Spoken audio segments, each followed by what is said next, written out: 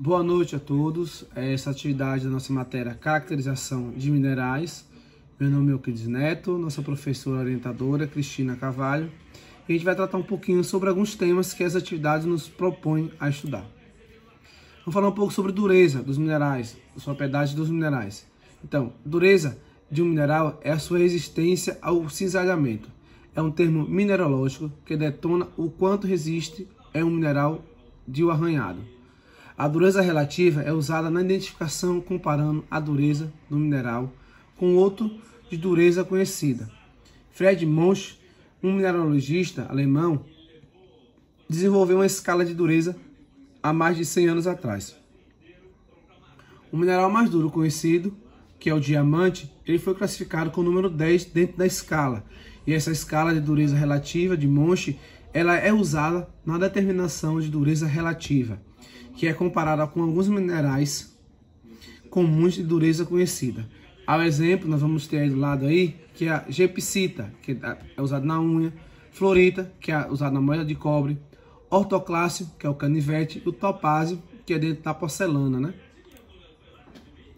Aí trazendo para vocês também um pouco sobre clivagem. Clivagem, então, é a habilidade dos cristais de se partir ao longo das direções cristalográficas preferenciais com a formação de uma superfície lustosa. Na caracterização dos minerais, as clivagens são descritas como clivagem perfeita, clivagem boa, clivagem distinta, clivagem imperfeita e clivagem ausente. Vamos lá para a gente ficar sobre cada uma delas. Clivagem perfeita. O cristal se separa em placas de superfície perfeita, a exemplo da mica.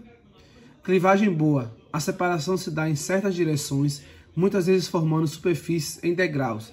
A calcita e a cianita são exemplos dela. Clivagem distinta, quando ocorre a formação de superfícies iguais e desiguais por quebramento. O feldespato e onda blenda é um exemplo delas também. Clivagem perfeita, a superfície da clivagem são irregulares. É exemplo do barito. Já a clivagem ausente não apresenta plano de clivagem. E temos o exemplo do quartzo, né? Que é o quartzo mais conhecido que temos da nossos minerais. Os minerais podem apresentar superfície de clivagem em direções. 3 direções, 2 direções, 1 direção e ausente. 3 direções. Temos o exemplo de calcita e a galênia. 2 direções, o feldespato. 1 direção, mica e talco. E ausente, o quartzo e turmalina. Agora a gente vai tratar um pouquinho sobre condutividade elétrica e condutividade térmica. Condutividade elétrica é a grandeza que exprime a capacidade de um mineral a transmitir a corrente elétrica. O caráter direcional dessa condutividade é de grande importância na fabricação de diodos de silício e de germânio, usados para retificar a corrente alternada.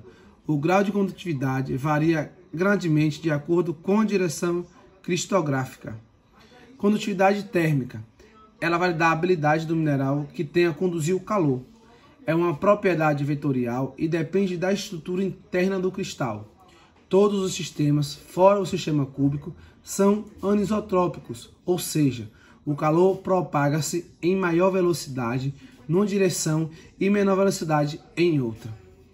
Então, nosso estudo hoje foi um pouquinho sobre direção, clivagem, condutividade, atividade elétricas e térmica. E aqui termina nossa atividade, um pouquinho que foi passado na nossa matéria.